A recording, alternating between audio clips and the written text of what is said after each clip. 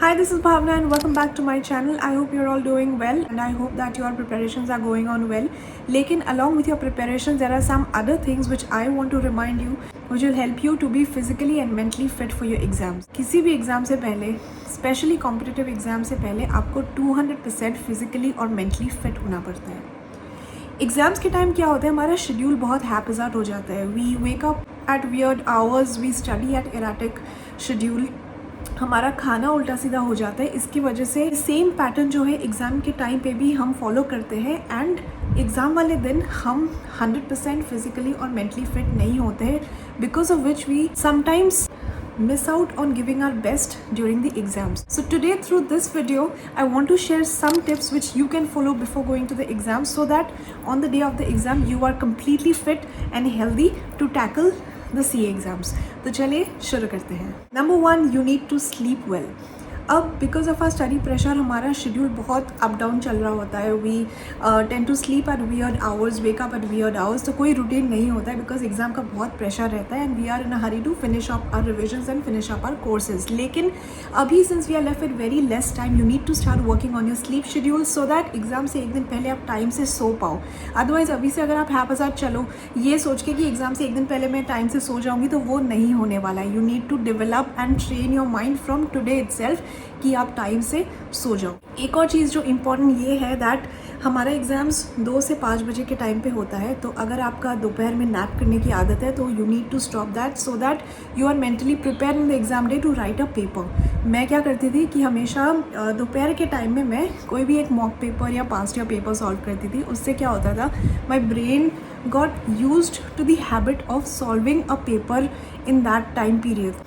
Ideally रात को आपको 12 बजे से पहले सोने की कोशिश करना है because if you sleep before 12 you get a very good deep sleep and you will wake up feeling fresh on the day of your exam.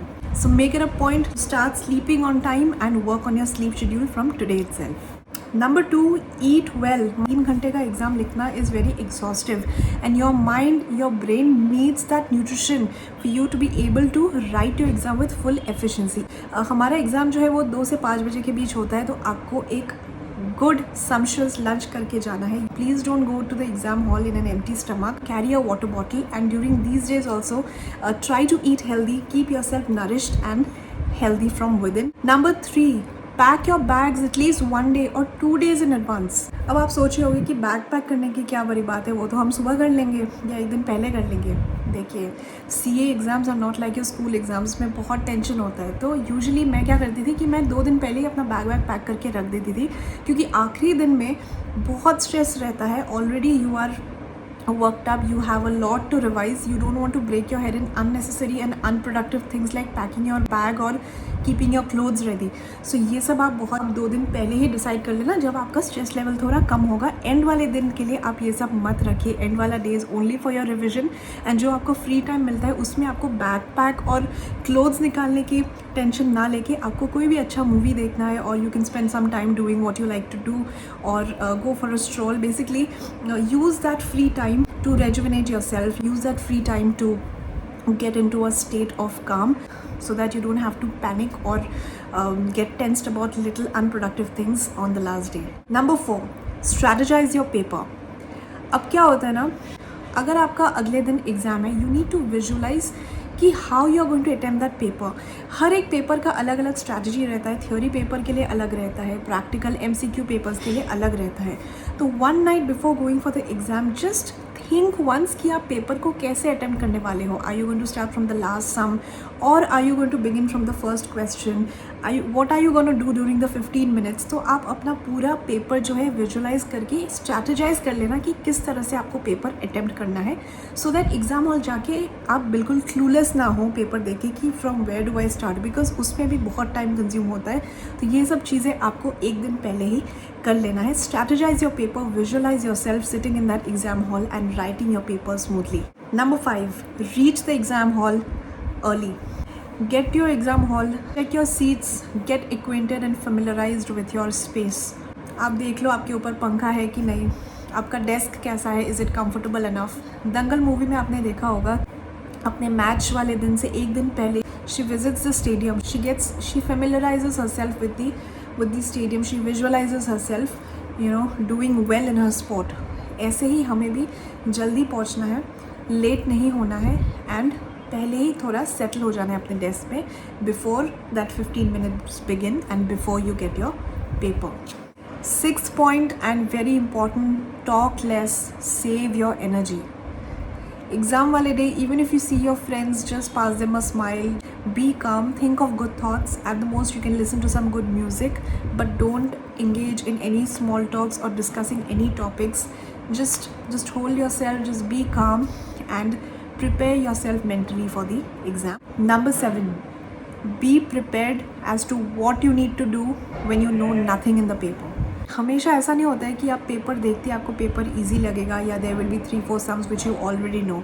Sometimes it so happens कि पूरा पेपर में आपको कुछ भी नहीं आएगा and this is very much possible in competitive exams like CA. इसमें आपको डरना बिल्कुल भी नहीं है क्योंकि ये आपके साथ नहीं हो रहा है, वो सबके साथ हो रहा है.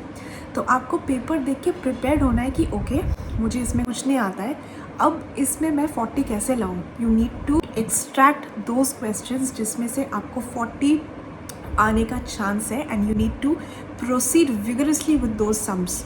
उसके बाद जितना भी दूसरे सम्स है जो आपको बिल्कुल भी नहीं आता, आपसे नहीं हो पा रहा है, आप उनको अटेम्प्ट करो सो दैट एटलीस्ट आपका एग्रीगेट बन जाए. तो be always prepared for a situation where you know nothing in the paper. उस सिचुएशन में भी आपको काम होके सॉल्व करना है क्योंकि ये सिचुएशन सबके साथ होगा. तो आप तभी जीतोगे, तभी पास करोगे जब आप काम और कूल माइंड से उसको अटेम्प्ट करोगे. एंड देखना once you start attempting the paper आपको धीरे धीरे चीज़ें भी याद आने लगेगी. You things will strike and you will be able to at least do 40 marks in such a paper. Last but not the least, never forget to do deep breaths before you begin your exam or even during your exam. कभी कभी कुछ questions हमें लगता है कि हमें आता है but once we start solving it we start to panic क्योंकि उसका आंसर नहीं निकलता है. इस मोमेंट में you need to be able to control yourself, control your anxiety. Take deep breaths, look at the paper once again and do it properly. देखना कोई भी पेपर जब हम घर आके देखते हैं तो हमें लगता है यार पेपर तो इजी था लेकिन एग्जाम हॉल में हम उससे डील नहीं कर पाए. This happens because of our anxiety issues. तो उस मोमेंट में आपको बिल्कुल काम रहना है, cool yourself down and then again start with the paper. I hope these tips help you. इनको याद ज़रूर रखिएगा. These are the tips which differentiates an average student from a good student. ये सारी चीज़ें मैं हमेशा फॉलो करती थी and it use to help me give my exams with full efficiency. कभी कभी अगर कुछ पेपर्स बहुत अच्छे से नहीं भी आते but if you do these things you will be able to at least get an aggregate in a paper where you know nothing. तो please follow these tips and sleep on time, eat healthy, take deep breaths, do your meditations, keep yourself positive, and I wish you all the best for your upcoming exams. I will be coming up with more such videos. Till then, take care, bye bye, and I will see you in the next one.